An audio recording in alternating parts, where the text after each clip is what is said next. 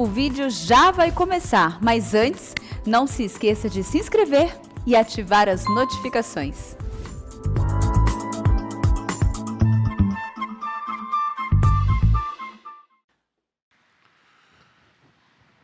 Bom dia, meus irmãos. Nós estamos aqui para ministrar uma aula na nossa escola dominical. E geralmente no mês de julho nós temos uma classe que é chamada classe única, quando os professores também saem de férias. E os temas são avulsos. E eu queria tratar aqui de um assunto que já foi muito difundido na igreja evangélica brasileira, e é um tema extremamente necessário para nós, que é cura interior, e eu diria cura interior pela palavra de Deus. Certo? Eu me lembro que na década de 80 do século passado, começou esse movimento de cura interior nas igrejas evangélicas. Tinha aqueles seminários, aqueles encontros, onde as pessoas iam com todos os seus problemas, né? Rejeição, abuso da infância, complexo de inferioridade, culpa. E aí se fazia assim umas palestras, mais ou menos assim como se fossem palestras de autoajuda, um pouco travestida de espiritualidade. E muita gente, de uma certa forma, foi beneficiada, mas muita gente também ficou frustrada sobre esse assunto. A nossa igreja montou um centro de aconselhamento. Você pode entrar no site da igreja. Esse centro de aconselhamento tem como objetivo dar conselhos à luz da palavra de Deus para tratar dos nossos problemas de cura interior. Nós só vamos ficar curados definitivamente mesmo, né, quando morrermos e estivermos com Cristo. Certo? Mas, como diz Raul Seixas, nós somos uma metamorfose ambulante. Então, a gente sempre vai se transformando, procurando melhorar nisso, naquilo. E eu gostaria de convidá-lo a abrir a palavra de Deus, lá em Hebreus, capítulo 4, versos 12 e 13.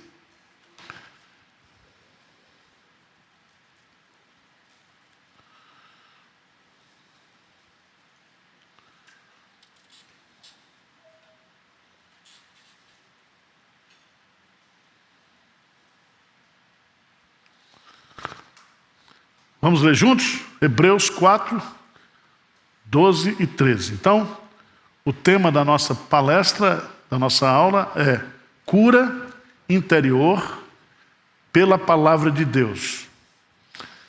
Texto básico, Hebreus 4, 12 e 13.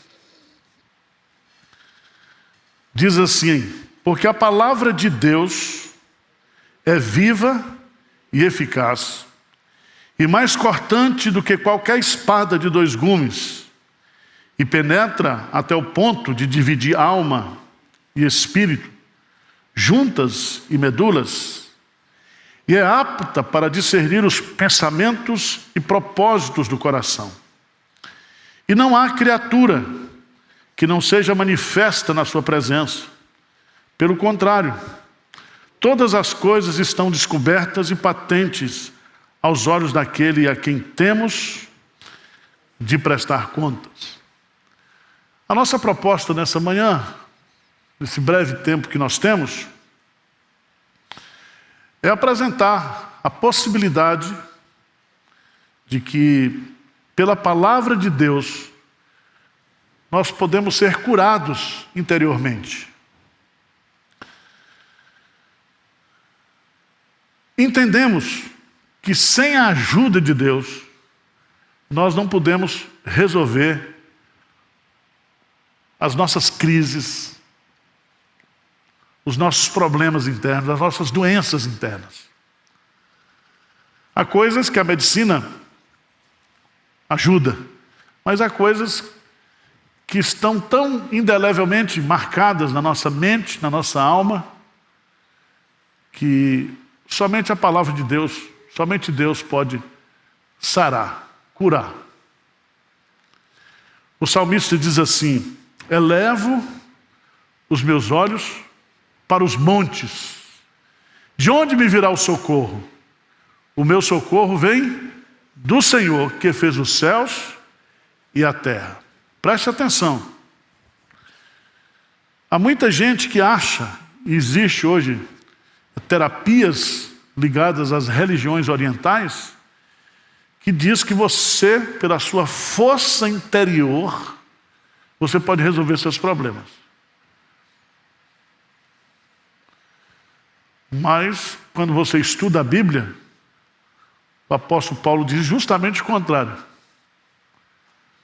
Porque o bem que eu quero fazer, esse eu não faço. E o mal que eu quero... Porque há uma lei dentro de mim, a lei do pecado. Por outro lado, o nosso socorro não vem de dentro de nós, o nosso socorro também não vem da natureza. Elevo os meus olhos para os montes, de onde me virá o meu socorro? Então, tem gente que usa astrologia, não é isso? Tem gente que usa metal. Eu achei interessante quando eu fui em Goiás. Eu fui comer uma pamonha, eu gosto muito de pamonha.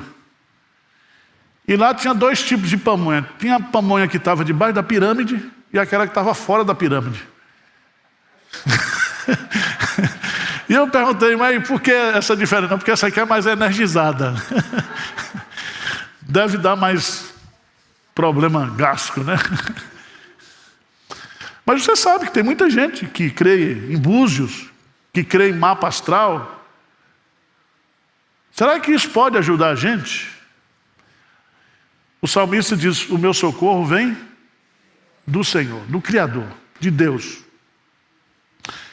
E eu queria colocar, não sei se vai dar tempo, né, alguns pressupostos bíblicos, porque a Bíblia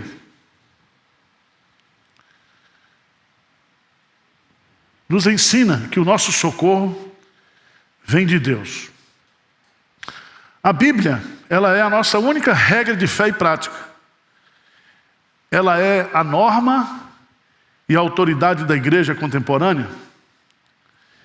A Bíblia define e orienta a nossa doutrina, a nossa conduta e também, eu diria, a nossa área de aconselhamento.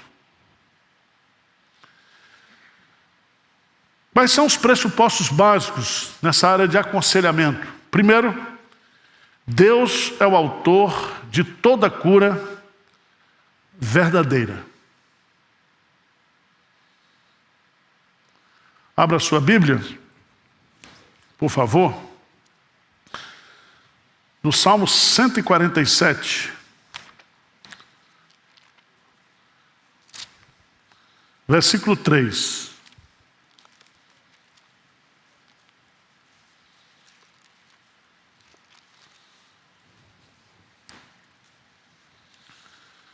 Se você pegar do versículo 2, diz assim: o Senhor edifica Jerusalém e congrega os dispersos de Israel. Sara os de coração, o quê? Quebrantado. E lhes pensa o quê? As feridas. Às vezes Deus permite que a ferida seja feita, mas o Deus que abre a ferida, Ele também costura a ferida. Então, não existe cura verdadeira que não venha de Deus. Por quê? Porque Deus é o Pai do conhecimento da ciência. Se Deus desenvolve ou permite que o homem desenvolva uma fórmula, um remédio, tudo isso vem de Deus. Por isso que você não pode ir na conversa desses falsos pastores de jogar remédio fora. Não, joga o remédio fora. Não, não joga o remédio fora não. Se você tem pressão, toma um remedinho todo dia de pressão. Se você é diabético, toma insulina. Tá certo? Não faça isso não. A medicina é uma bênção de Deus. Segundo, Jesus Cristo, Ele é a base de toda cura. De onde vêm as nossas doenças, irmãos? De quê? Do pecado. Por que há sofrimento no mundo? Por causa do pecado. Abra a sua Bíblia lá em Isaías, capítulo 53. Esse texto é maravilhoso, mas alguns pastores interpretam esse texto errado, dizendo que crente não pode ficar doente. Que crente, quando fica doente, está em pecado. Isso é ignorância. Porque crente fica doente e vai morrer de alguma doença. Se é de corona, tuberculose, câncer, ninguém sabe, vai morrer. Vai chegar uma hora que a máquina vai pifar. Isaías capítulo 53.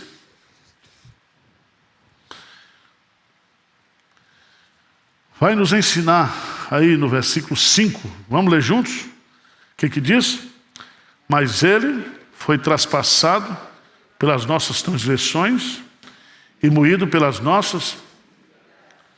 O castigo que nos traz a paz estava sobre ele, e pelas suas pisaduras fomos sarados. Então, a expiação de Cristo é a base de toda cura. Ainda que eu não me aproprie dessa cura agora, mas eu serei curado definitivamente com a minha morte. Porque quando eu morrer, eu estarei o quê? Com Cristo. E na presença de Cristo, não há choro, não há dor, não há sofrimento. Diz lá em Apocalipse que Ele enxugará dos nossos olhos toda lágrima. Então, quando um crente morre, já dizia os puritanos, é a sua cura definitiva. E os puritanos chegavam a dizer que o dia mais importante na vida do crente não é o dia do seu nascimento, porque ele nasce para sofrer. Ele já nasce, o médico dando um tapa na bunda dele, ele chorando. Ele nasce no mundo hostil.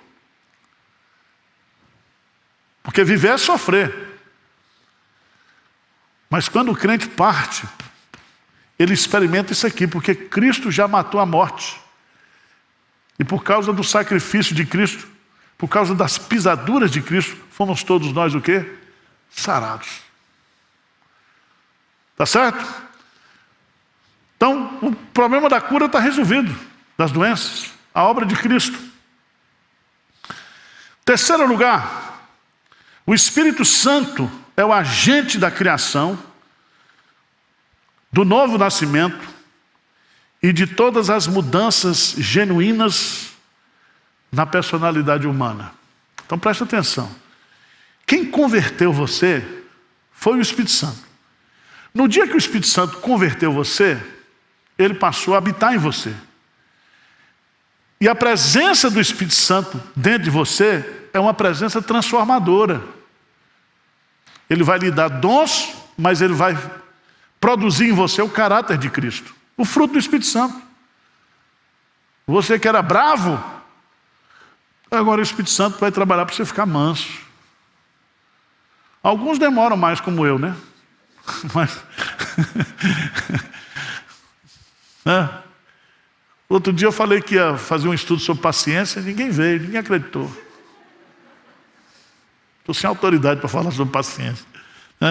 A gente continua com os defeitos, mas o Espírito Santo está nos transformando de glória em glória mais de Jesus. Então o Espírito Santo tem esse poder terapêutico, certo?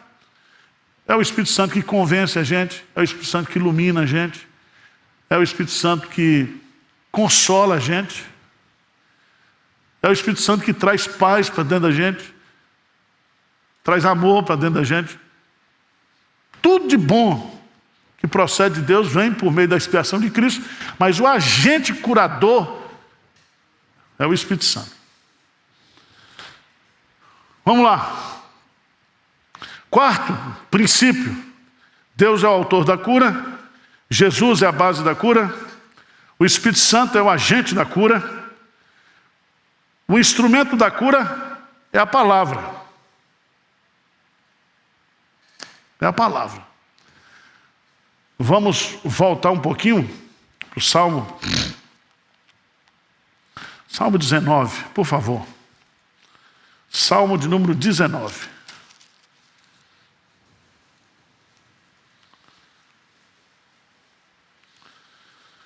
Se você observar dos versos de 1 a 6, é um salmo de Davi, ele fala da revelação natural de Deus, que os céus proclamam a glória de Deus e que o firmamento anuncia as obras das suas mãos. Sem linguagem, sem fala, ouve-se a sua voz. Deus fala pela criação.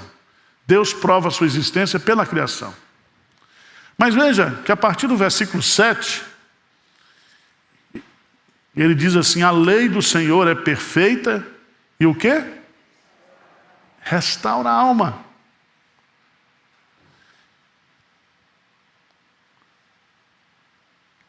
O testemunho do Senhor é fiel e dá sabedoria aos simples.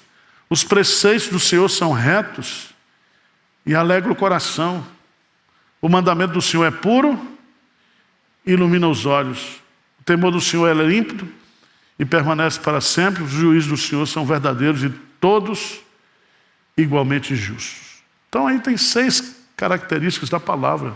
O que é a palavra e o que essa palavra pode produzir. Restaurar a alma, alegrar o coração, irmãos. Tá certo? A palavra. Por que isso? E aí nós vamos voltar um pouquinho lá para o texto que nós lemos, de Hebreus, por favor. Hebreus capítulo 4.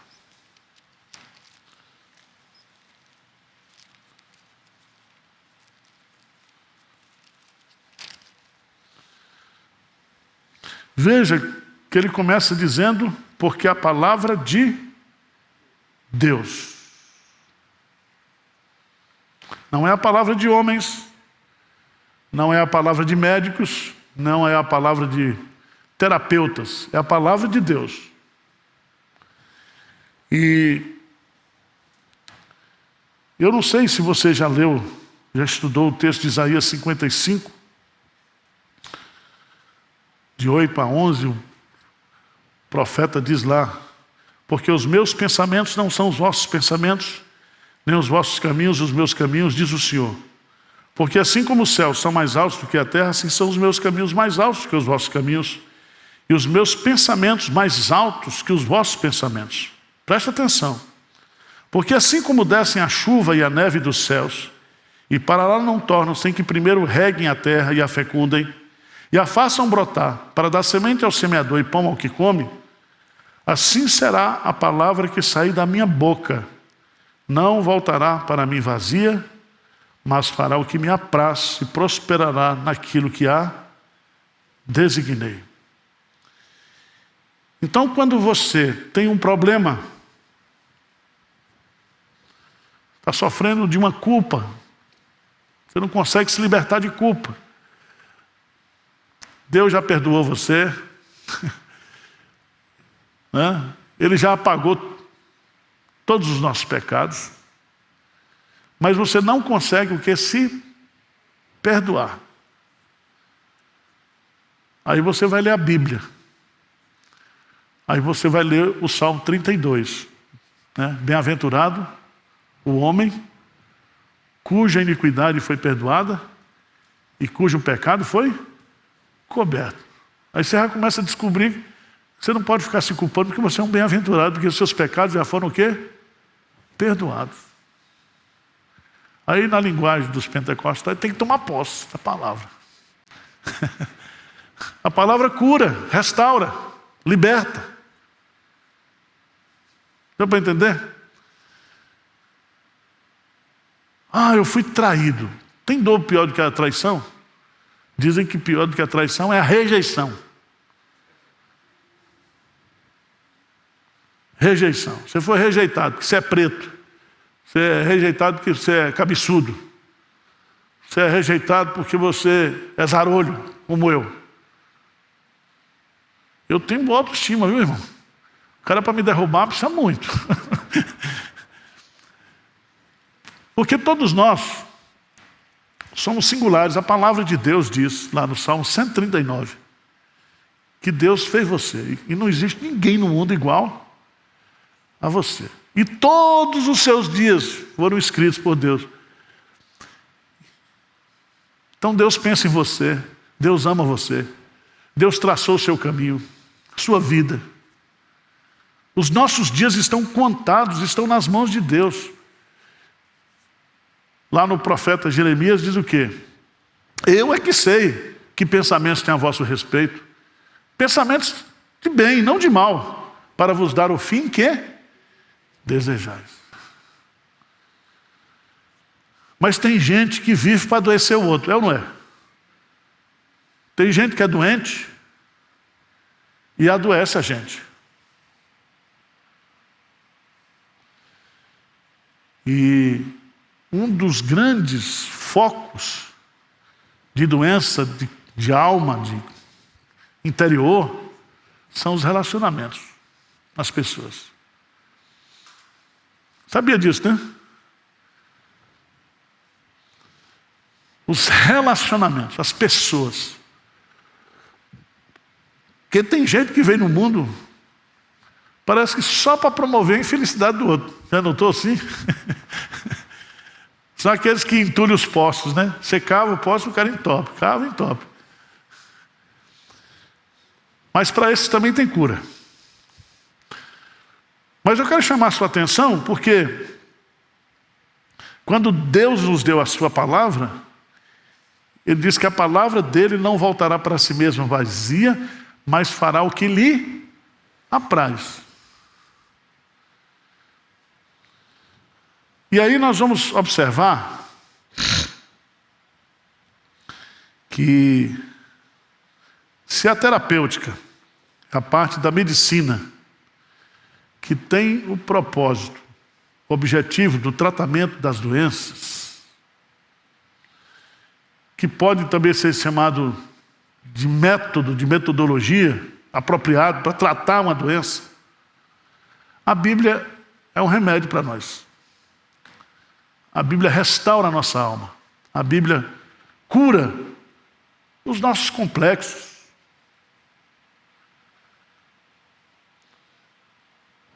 E eu queria destacar aqui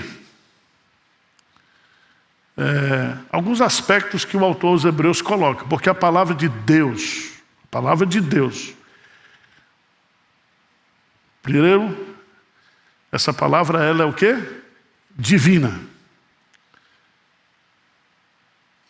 Segundo, essa palavra ela é viva. Viva. Essa expressão viva no grego significa que ela tem vida em si mesmo e que ao entrar em operação, ela produz vida. Você se lembra que Deus, na criação, Ele diz, haja luz e houve luz. Então a palavra, ela é viva, viva. Quando você lê a Bíblia, Deus está falando com você. Se você quer ouvir Deus falar em voz alta, leia em voz alta. Tá certo? Terceira característica dessa palavra, ela é eficaz. E a palavra eficaz no grego significa energias, significa ativo, poderosa. Significa que a palavra de Deus, ela cumpre os seus propósitos. Ela possui uma espécie assim de energia restauradora. Tá certo? Você se anima pela palavra. A palavra de Deus produz eficácia na sua vida, na nossa vida. Quarto lugar, diz que ela é cortante do que qualquer espada de 2 gumes. A palavra cortante aqui significa afiada, penetrante e aguda. Espada de 2 gumes é aquela que não somente penetra no outro, mas penetra em você.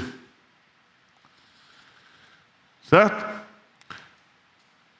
Primeiro ela corta a quem usa e depois ela corta aqueles que está sendo usado. Por isso que quando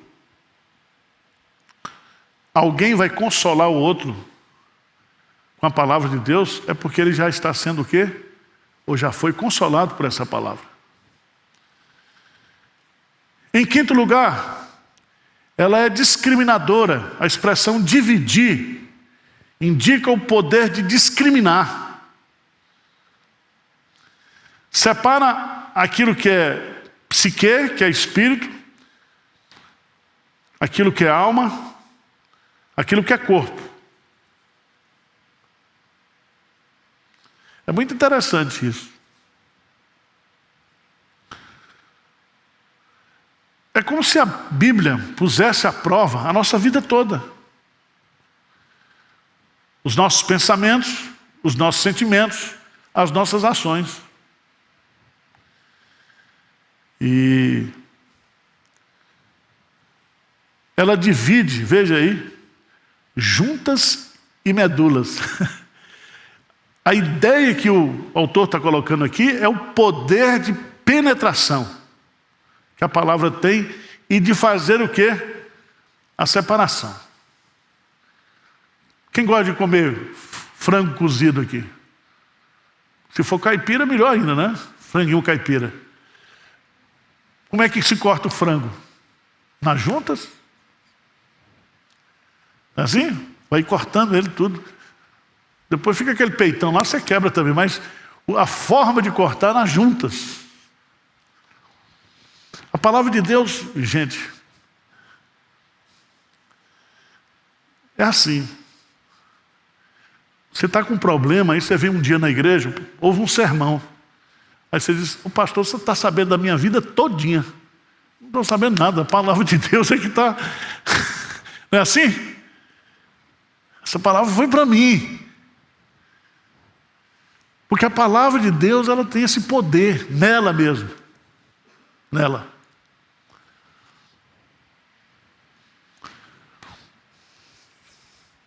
Ela é discriminadora, ela é discernente, ela é apta para discernir pensamentos e propósitos. Os pensamentos, etimeses, no grego, compreende a parte emocional do homem. Aquela que é governada pelos sentimentos, instintos e paixões. Os propósitos do coração, enóia, compreende o intelecto e a vontade. A palavra de Deus, ela é apta para discernir ou criticar a vida emocional e intelectual nossa.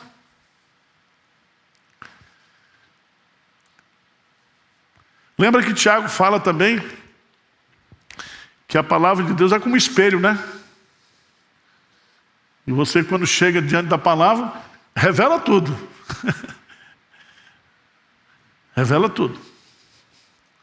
A conclusão, irmãos, desse texto é que a palavra de Deus, ou que pela palavra de Deus, todas as coisas estão nuas e claras aos olhos do Senhor. E não há criatura que não seja manifesta na sua presença. Pelo contrário, todas as coisas estão descobertas e patentes aos olhos daquele que temos que prestar contas. Contas.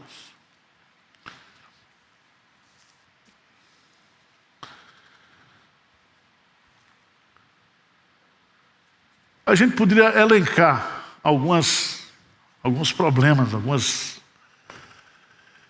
essa revista que eu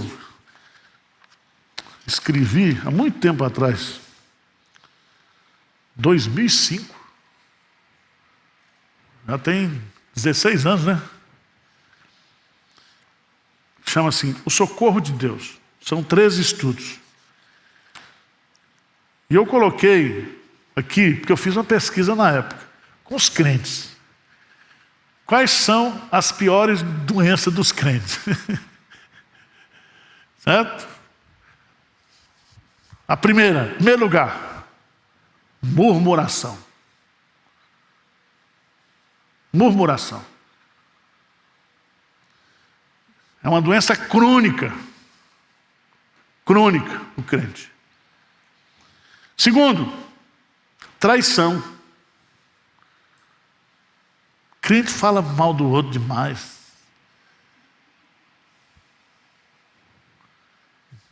Não elogia pela frente, fala mal pelas costas. Terceira, ingratidão. Ingratidão. Quarta, depressão. Quinta, ansiedade. Sexta, sofrimento.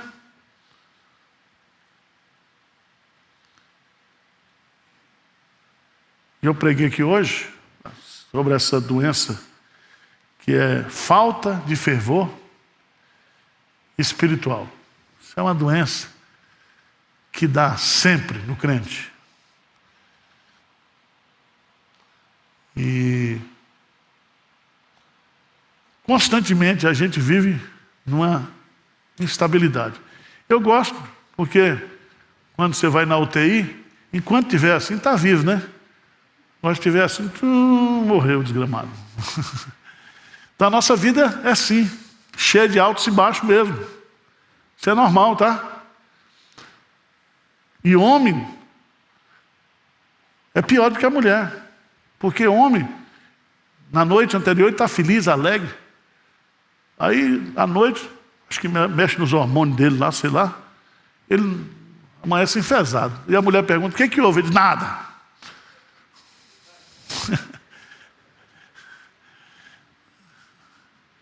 Esse negócio que Deus colocou na gente, o hormônio, é um perigo, viu? Mas eu queria só dar um exemplo aqui, né? São muitos que a gente poderia colocar aqui. Essa questão da murmuração, eu acho que é um ponto assim, muito difícil, né? E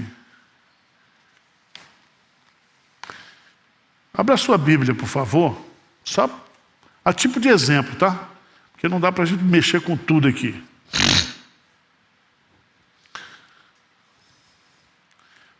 Números, capítulo 11, versículo 1.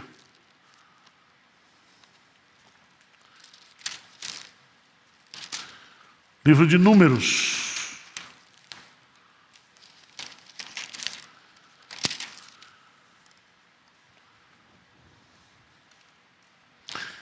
O que é murmuração? Murmuração é a expressão da insatisfação. Porque tem hora que você está insatisfeito, mas você não expressa isso. Certo? E às vezes você nem pode expressar, dependendo do ambiente que você estiver. Né? Porque você tem que seguir as etiquetas. Mas veja lá, Números capítulo 11, versículo 1, o que diz aí? Queixou-se o povo de sua sorte aos ouvidos do Senhor. Ouvindo o Senhor, acendeu-se-lhe a ira, e fogo do Senhor ardeu entre eles e consumiu extremidades do arraial. Preste atenção. Queixou-se o povo de sua sorte. Deus tirou a gente lá do Egito, lá tinha cebola, tinha pepino, para matar a gente aqui no deserto. Quantas vezes eu e você já reclamamos de Deus porque coisas desagradáveis ou coisas que nos contrariam estão acontecendo conosco e a gente acha que Deus, Ele não está tratando a gente bem como deveria. Só eu aqui? Ou você nunca pensou nisso?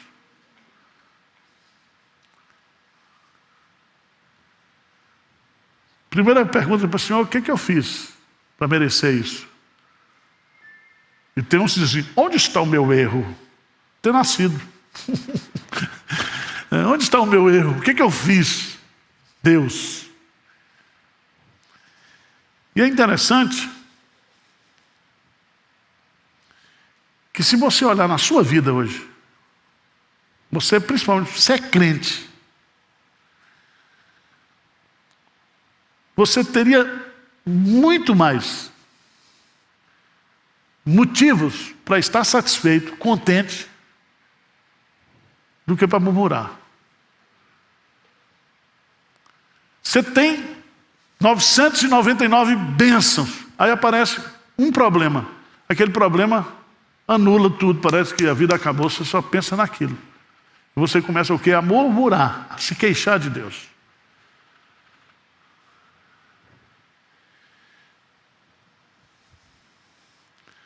Há muitas pessoas que vivem descontentes, queixosas, mal-humoradas. Pessoas que são abençoadas com vida, com saúde, com trabalho, com família, com roupa, com comida, com teto. E o desgramado ainda vive o quê? Reclamando.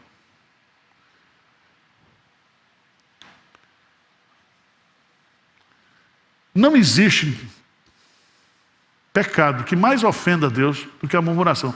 Veja aí, queixou-se o povo de sua sorte aos ouvidos do Senhor. Ouvindo o Senhor, acendeu-se-lhes a ira e mandou o quê? Fogo, castigo. Vamos voltar lá para 1 Coríntios. 1 Coríntios, capítulo 10.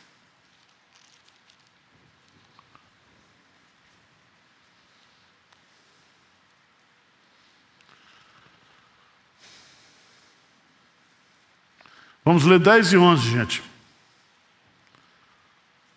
Vamos lá, bem forte. Nem murmureis, como alguns deles, e foram o quê? Destruídos pelo exterminador. Essas coisas lhes sobrevieram como exemplos e foram escritas para advertência nossa, de nós outros, sobre quem os fins do século têm chegado. Por que Deus registrou esses casos de murmurações e o castigo que os murmuradores receberam? Para que nós aprendamos com a história. Murmurar significa queixar-se em voz baixa, lastimar-se. Você já viu aquele cara que é insatisfeito, que ele reclama, mas ele não reclama alto, ele fica o tempo todo? É isso aí. Murmurar significa censurar ou repreender disfarçadamente em voz baixa, dizer mal, maldizer, conceber mau juízo.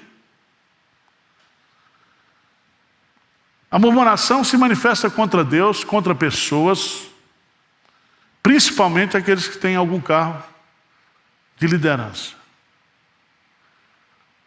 Outro dia chegou uma mulher brava aqui, brigando comigo.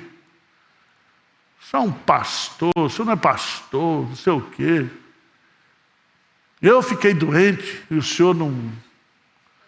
nem um telefonema você deu. Eu falei: meu irmão, olha, o dom da onisciência eu ainda não tenho. Certo? Porque eu não estou sabendo se você ficou doente. Uma mulher estava brava, feita uma pata-choca. E geralmente as pessoas que fazem isso, elas nunca ligam para ninguém. Nunca liga para ninguém. Não se importa com ninguém. No outro dia um pastor mandou uma mensagem para mim: a Igreja Presbiteriana de Pinheiros agora virou centro espírita, está distribuindo cesta básica para agradar a Deus. O que eu faço com um desgramado desse? Eu mato? Nós não estamos distribuindo cesta cepa, nós já estamos salvos. Somos salvos. A Bíblia fala: não canseis de fazer o bem. Se o teu irmão está passando necessidade, você não vai ajudar? Que amor é esse? A geração do Êxodo, se você observar bem, aquela que saiu lá do Egito, toda ela morreu no deserto. Não dá para a gente explorar quais são as causas da murmuração. Primeiro, a nossa natureza pecaminosa. Nós somos murmuradores por natureza. Segundo, quando expectativas e desejos pessoais são frustrados. Certo? Você acha que se você tivesse comprado uma Ferrari esse ano, você seria mais feliz. Aí não comprou, você ficou chateado. Porque tem gente, é o seguinte, tem gente que não é feliz pelo que tem. Ele é infeliz pelo que ele não tem. E ele acha que se ele tivesse aquilo, ele seria mais feliz, mais abençoado. Aí Tiago diz: pedis, mas pedis mal. Por isso vocês não recebem. Porque vocês estão pedindo para gastar os seus próprios deleites.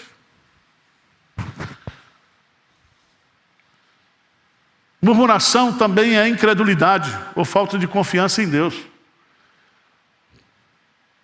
Eu sou pobre, diz Davi, e necessitado, mas o Senhor, o quê? Cuida de mim. O Senhor é o meu pastor e nada que eu precise, que eu necessite, me faltará. Pode ter certeza disso. Como ser curado da murmuração? Primeiro você tem que virar crente, né? Se converter. Porque um crente murmurador é uma incoerência. É uma incoerência. Segundo, o apóstolo Paulo nos diz em Filipenses 4:11, o quê? Aprendi a viver contente em toda e qualquer situação. Por quê? Porque tudo posso naquele que me fortalece. Está ruim? Está ruim. A fase não está boa. Mas aprenda a viver satisfeito. Aprenda a viver contente. Você acha que não aguenta? Não, Deus vai lhe dar graça. Você vai aguentar. Você vai passar por essa.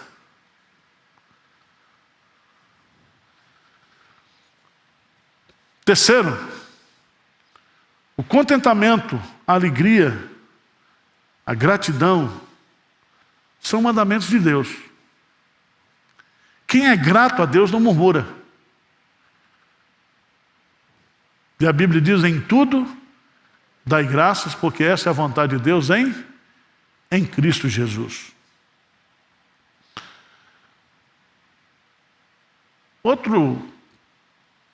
Quarto argumento bíblico: por causa da nossa maldade, nós merecemos muito mais malefícios do que benefícios. Mas por causa da graça e da misericórdia de Deus, Ele muitas vezes não dá bola para as nossas murmurações. Se Deus desse ouvido para tudo que a gente reclama, nós estávamos fulminados, gente.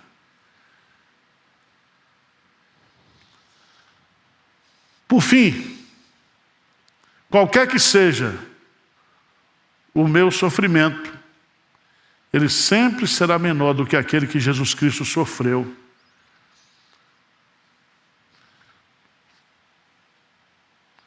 Quando Jesus foi ultrajado, ele não revidava. Quando ele era maltratado, não fazia as ameaças. O profeta Isaías diz que ele era um homem de dores e sabia o que era o quê? Padecer. E ele levou sobre si todas as nossas dores, todos os nossos pecados, para nos dar uma salvação graciosa, imerecida, incondicional. Amém? Então, irmãos, que a palavra de Deus seja remédio para você. Você, quando estiver zangado, lê a Bíblia. Você lembra eu gosto muito do Novo Testamento dos Gideões, né? Lá tem assim, quando estiver assim, leia esse aqui, quando estiver assim, leia esse aqui. É para você ir melhorando. Tem as prescrições bíblicas lá para as doenças do nosso coração. Vamos ficar de pé? Vamos orar?